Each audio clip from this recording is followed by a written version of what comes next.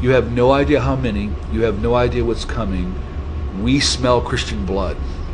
We are waiting for our day. And when the call is given, millions of us will be released. And they looked at me and said, you believe in revivals and you believe in Pentecost and the power of God. You believe in all that. We believe in the Black Awakening.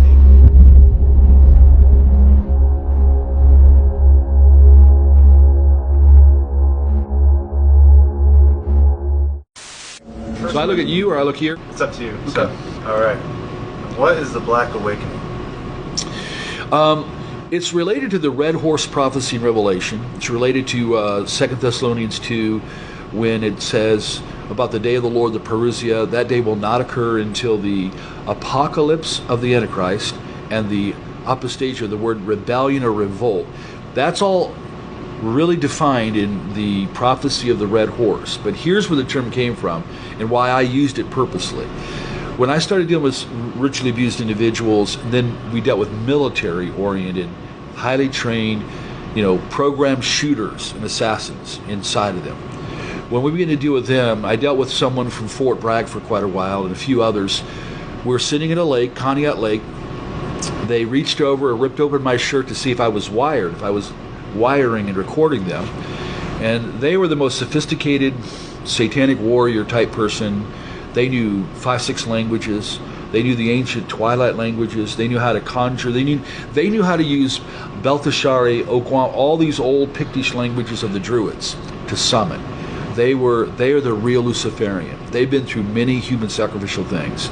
So they sat there to tell me some of those things, what they've been involved with, how they sacrifice a human. I'm listening to all this stuff from them. And then they said to me, you have no idea, Russ, how many of us there are out there. How many satanic, they use the term, chosen ones. You have no idea how many. You have no idea what's coming. We smell Christian blood. We are waiting for our day. And when the call is given, millions of us will be released. And they looked at me and said, you believe in revivals and you believe in Pentecost and the power of God. You believe in all that. We believe in the Black Awakening, a multi-continental release of power to activate the program demonized, where they've weaponized the demonic powers to these super soldiers. Are they waiting for a specific time to unleash their power?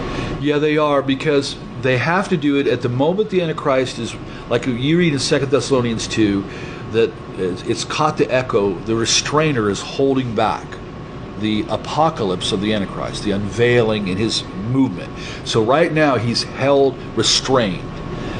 Soon as he who restrains is removed, soon as that occurs, we have White Horse, the release of the Antichrist. Instantly, we have the release of the red. It says the whole earth. Arene, peace is taken from the whole earth, and all of a sudden, it doesn't give the details, but all of a sudden, on a global scale, people are released to begin to, and the Greek word is svadzo, slaughter, begin to slaughter people. It's used of animal ritual butchery to begin to slaughter individuals. That's exactly how they defined it to me back in the 90s. And we've heard this again and again and again. So that scenario fits the Masonic version of Chaos Before a New Order.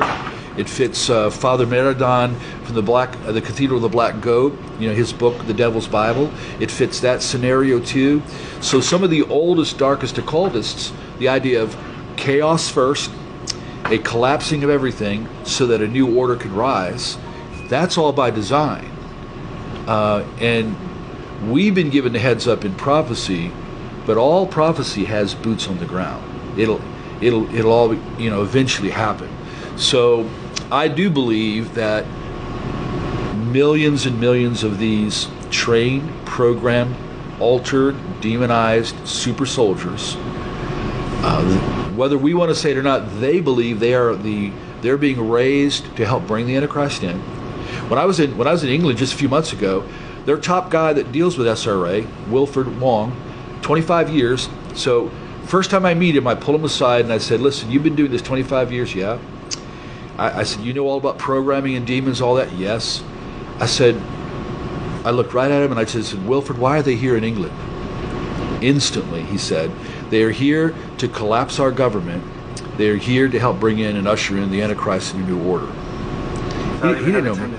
He didn't even have it. He already knew. That's true in Germany when we were in Germany, when we went to Wedelsberg Castle. That's true in Poland when we went there. That's true in Switzerland. It's true in Canada.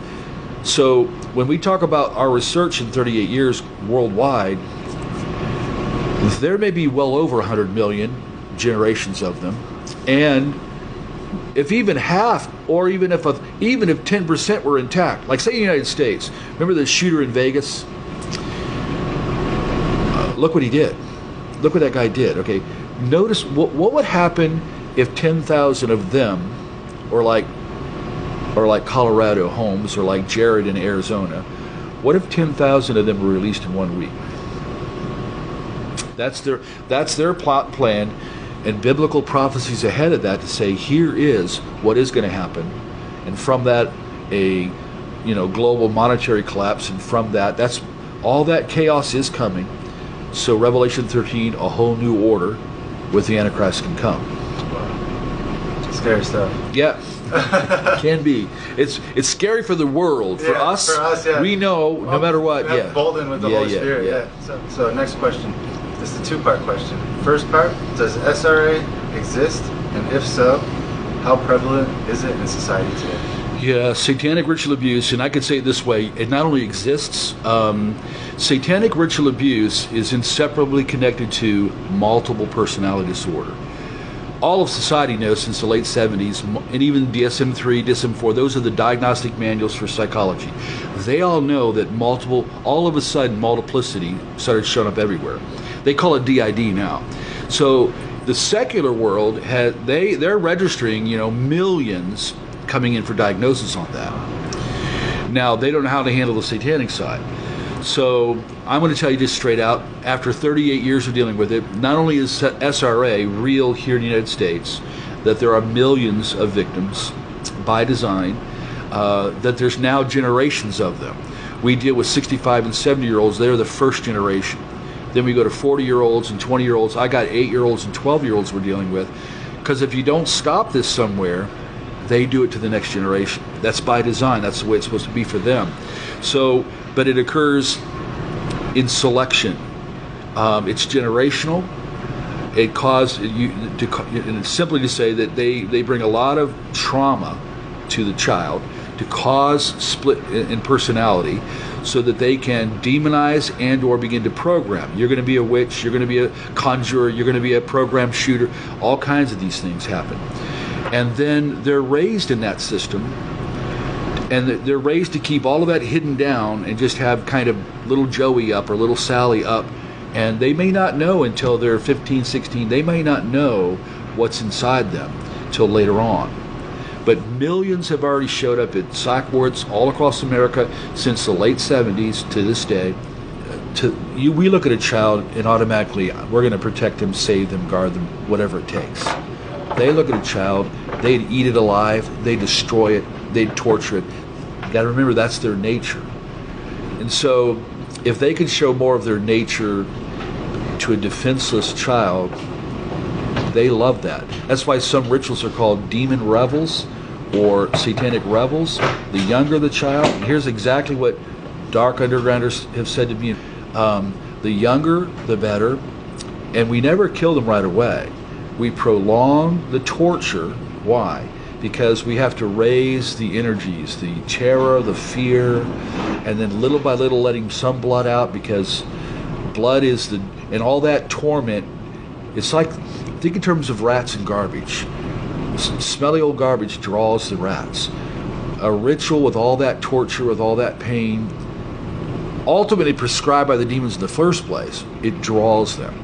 And once they begin to open the blood gate, that's what they attach to in the context ritual. Then when a child or a human is killed, that's when the demons are released to the practitioners. So it's all about their unsatiable hatred of God. Anything they can do to harm humanity, harm innocence, as an attack on God in a sense, There's no question. In their nature, they don't shed a tear. They don't have any mercy. So they'll harm, and they love that as part of the entrance to come into the side. Here's the other side of it. We've been to Canada, Scotland, Geneva, Switzerland, Germany, Poland. They're all over there. We just got back from Scotland, UK, and we met one of the guys there, one of the leaders in the whole nation on the subject, and same issue. It stems from the original Nazis creating a master race. Wherever the Nazis went in the early 50s, rat lines all around the planet, wherever you see them going to escape, then you see the rise of SRA. So we need to rename this. SRA that's the tools to hammer this in and to augment these people and to bring the demonization and to create them. But really it is part of the master race development that started back in the late 30s. And Himmler's goal was to create 200 million of them. That was his stated goal.